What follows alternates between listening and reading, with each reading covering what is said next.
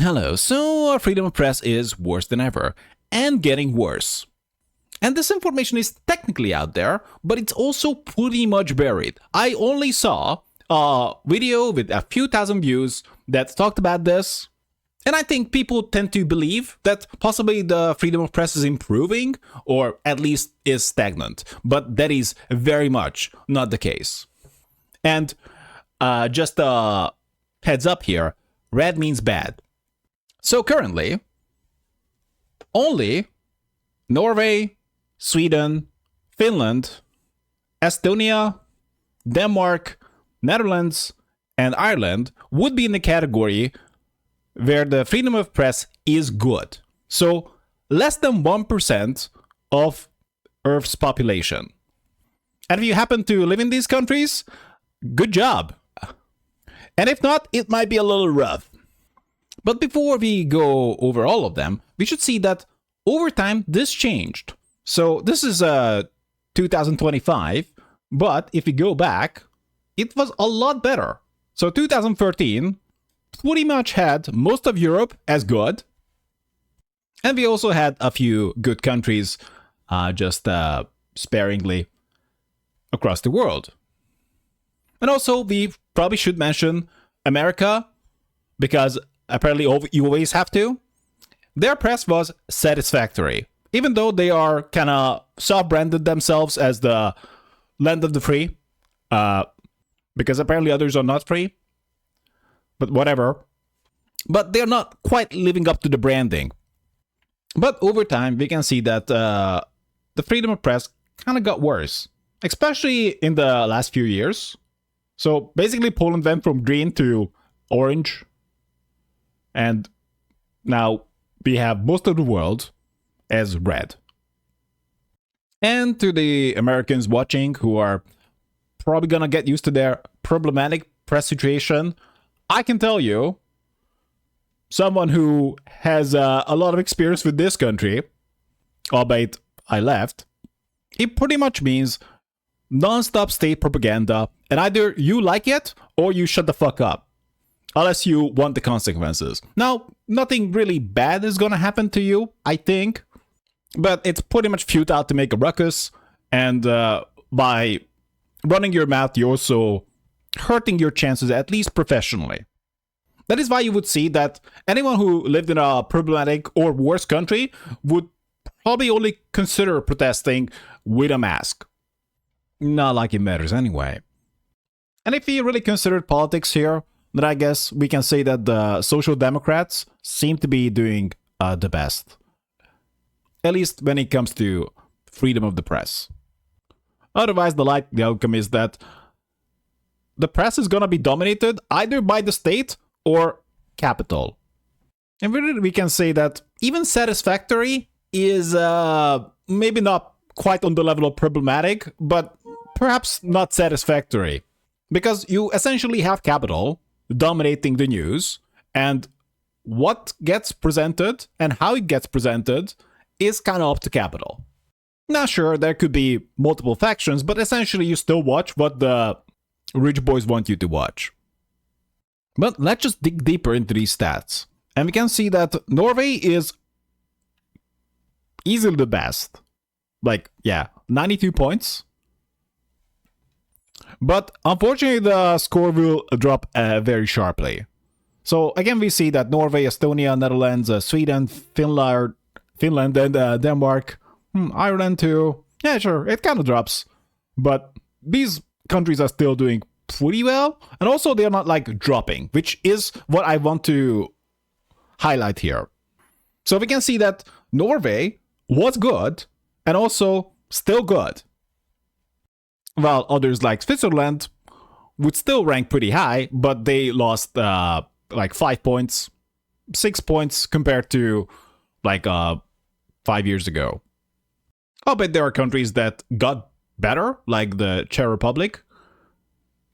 I'm only highlighting it because it's a notable example, and there are certainly other countries that followed this trend, but generally, the freedom of press got worse. So we can see with New Zealand, it got worse by pretty much 8 points, but they're still ranking pretty high.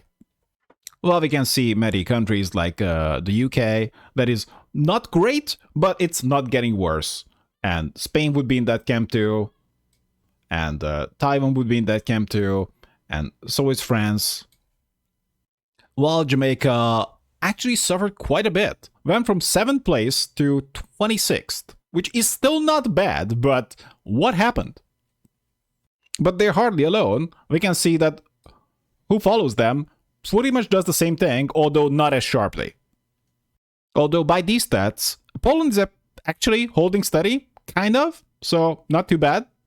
In fact, they managed to improve because, check this out. So they had 71 points, let's say that 2019, and now they have 74, which is a little better, but also they managed to go up to 31 place. But why? Is it because that amount of score matters that much? Not really, because even when they had 70 points, they actually managed to improve on their position because everyone got less free, essentially. We can see Costa Rica going from 5th place to 36th in 5 years. And perhaps special mention goes to Italy, which managed to go from 75 to 68, and they are below many other countries now. Just random African countries and islands that you probably don't think about. And then we got Romania, which basically does the same thing, but it is noteworthy because we finally managed to find the United States. Pretty much does the same thing as Romania. And if I care to wager, I would say that this is exactly what you would see, because the more capital accumulates, the more it gets to dominate. And manages to strangle progress, productivity, and talent. And if you're in the United States these days, like, what are you going to say? I'm not gonna claim that it's a bad place to be. Clearly, it's one of the better ones globally. But especially if you're not on the side of the two main parties, well, arguably only parties, then yeah, even if you are in one of the camps, probably the wisest thing you can do, like basically everyone else that I see, at least online, is to just not say a damn thing, right? Just hold your politics private, vote, and otherwise, don't say a damn thing. And if you think about playing the game of media, you'd probably just forget about it. You don't own the propaganda stations. And South Korea did the same thing, from 75 to 64. And yeah, we saw the protests. Well, I saw them. You may not. You may have not. That they kind of protested with masks, which is especially on brand for any kind of country on that level.